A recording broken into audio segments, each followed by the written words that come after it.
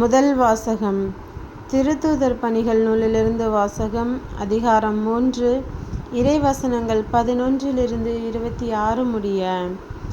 அவர் பேதுருவையும் யோவானையும் விடாமல் பற்றி கொண்டிருக்க, எல்லா மக்களும் மிகவும் திகைப்புற்று சாலமோன் மண்டபம் என்னும் இடத்திற்கு ஒரு சேர ஓடி வந்தார்கள். பேதுரு அதை கண்டு மக்களை பார்த்து கூறியது: இஸ்ரேல் மக்களே, நீங்கள் ஏன் இதை பார்த்து வியப்படைகிறீர்கள்? நாங்கள் எங்கள் சொந்த வல்லமையாலோ இறைப்பற்றாலோ இவரை நடக்க செய்துவிட்டது போல் ஏன் எங்களையே உற்று பார்க்கிறீர்கள்? ஆபிரகாம், ஈசாக்கு, யாக்கோபு எனும் நம் மூதாதையரின் கடவுள் தம் ஊழியர் இயேசுவை மாட்சிப்படுத்தினார். ஆனால் நீங்கள் அவரை பிலாத்துவிடம் ஒப்படைத்து விட்டீர்கள். பிலாத்து அவருக்கு விடுதலை தீர்ப்பு அளிக்க முயன்ற போதும் நீங்கள் இயேசுவை அவர் முன்னிலையில் மறுதலித்தீர்கள். தூய்மையும் நேர்மையுமானவரை நீங்கள் மறுதலித்து கொலையாளியை உங்களுக்காக விடுதலை செய்யுமாறு வேண்டிக் கொண்டீர்கள். வாழ்வுக்கு ஊற்றானவரை நீங்கள் கொன்றுவிட்டீர்கள். ஆனால் கடவுள் இறந்தோரிடமிருந்து அவரை உயிரோடு எழுப்பினார். இதற்கு நாங்கள் சாட்சிகள்.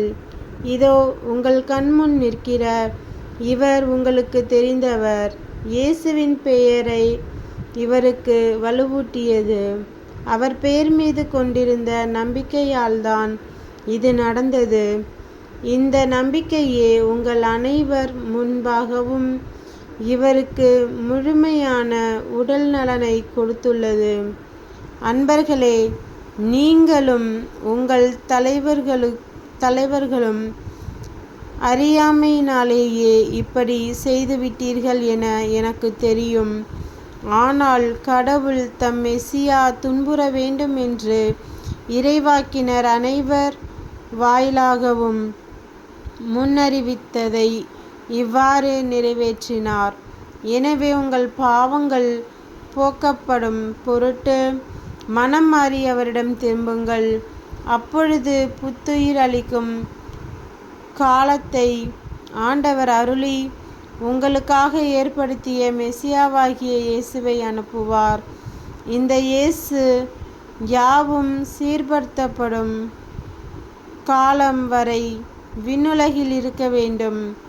பழங்கால தூய இறைவாக்கினர் வாயிலாக கடவுள் இந்த காலத்தை குறித்து கூறியிருந்தார். மோசேயும், உங்கள் கடவுளாகிய ஆண்டவர் உங்கள் சகோதரரிடமிருந்து என்னை போல் ஓர் இறைவாக்கினரை தோன்றச் செய்வார். அவர் உங்களுக்கு கூறும் எல்லாவற்றிற்கும் நீங்கள் செவிகொடுங்கள். அந்த இறைவாக்கினருக்கு செவிகொடாத எவரும் மக்களினின்று அடியோடு அழிக்கப்படுவார் என்று கூறியுள்ளார். சாமுவேல் தொடங்கி இறைவாக்குரைத்த அனைவரும் இந்த காலத்தை பற்றி அறிவித்து வந்தனர்.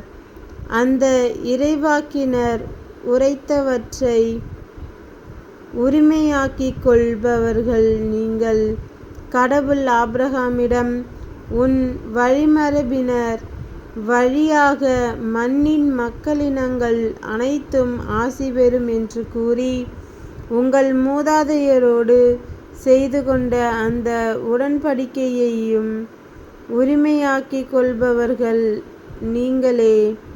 ஆகையால் நீங்கள் அனைவரும் உங்கள் தீச்செயல்களை விட்டு விலகி ஆசி பெற்று கொள்வதற்காகவே கடவுள் தம் ஊழியரை உயிர்த்தெழச் செய்து முதல் உங்களிடம் அனுப்பினார்.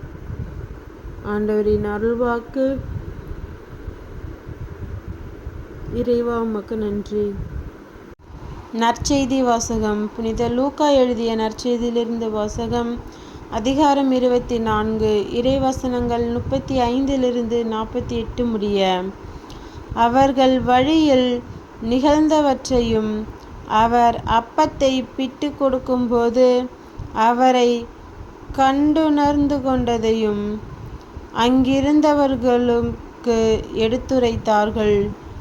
சீடர்கள் இவ்வாறு பேசிக்கொண்டிருந்தபோது இயேசு அவர்கள் நடுவில் நின்று, உங்களுக்கு அமைதி உரித்தாகுக என்று அவர்களை வாழ்த்தினார்.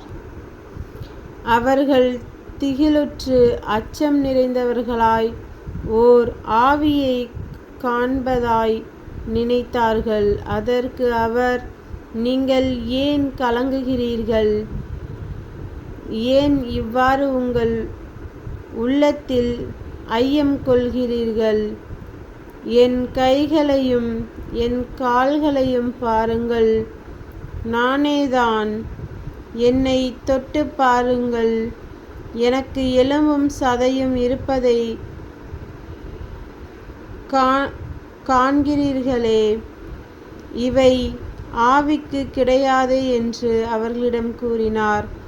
இப்படி சொன்ன பின்பு தம் கைகளையும் தம் கால்களையும் அவர்களுக்கு காண்பித்தார்.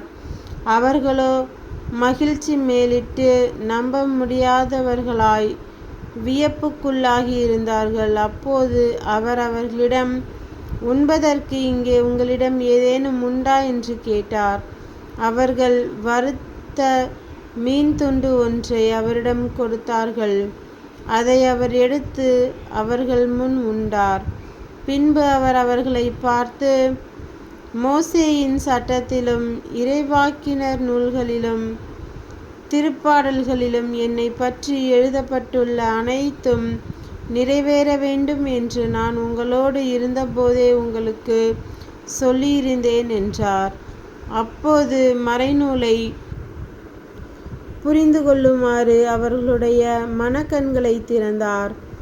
அவர் அவர்களிடம், மெசியா துன்புற்று இறந்தோரிடமிருந்து 3ஆம் நாள் உயிர்த்தெழ வேண்டும் என்றும், பாவ மன்னிப்பு பெற மனம் மாறுங்கள் என எருசலேம் தொடங்கி அனைத்து நாடுகளிலும் அவருடைய பெயரால் பறைசாற்றப்பட வேண்டும் என்றும் எழுதியுள்ளது.